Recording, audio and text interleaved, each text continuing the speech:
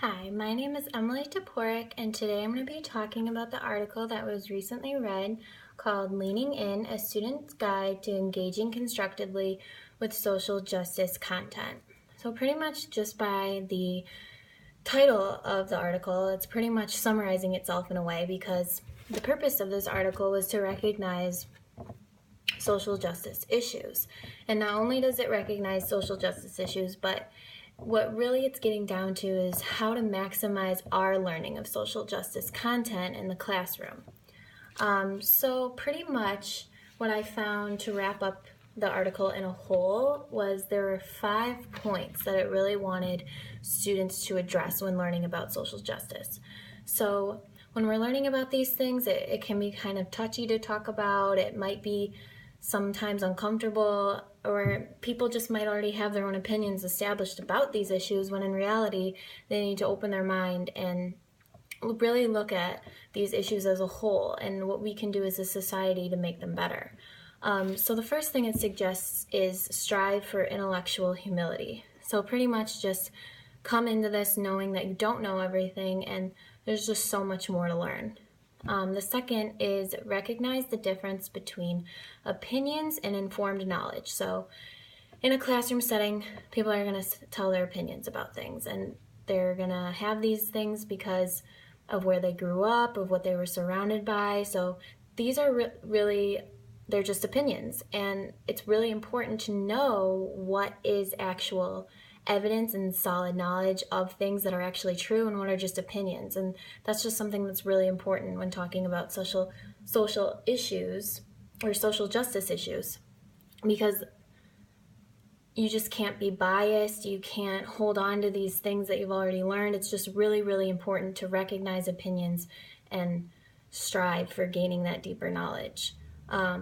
The third is let go of personal and anecdotal evidence and look at a broader social pattern, which is just what I said before, letting go of what you already know, being open to know more things.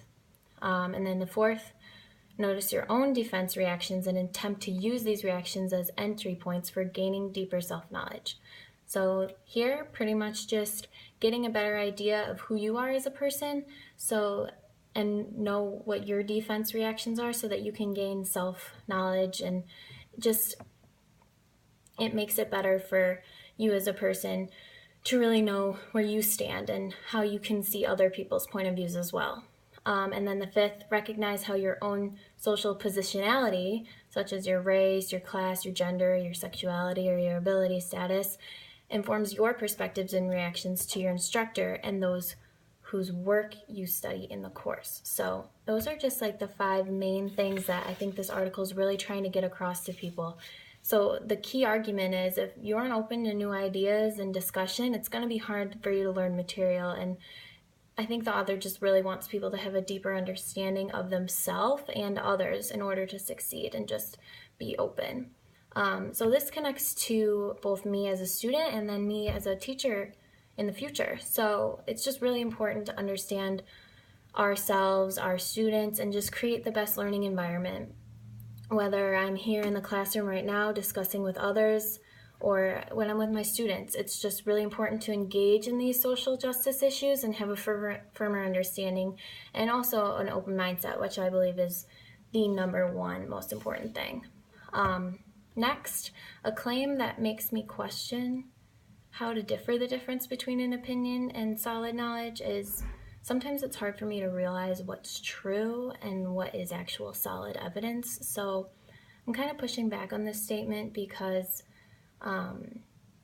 it's definitely sometimes hard to differentiate an opinion and solid knowledge, because sometimes I'm going to take someone's opinion for the word and almost take it as a fact. And sometimes, or not sometimes, always, I feel like we should know the difference between an opinion and solid knowledge, or we're not going to gain any real knowledge.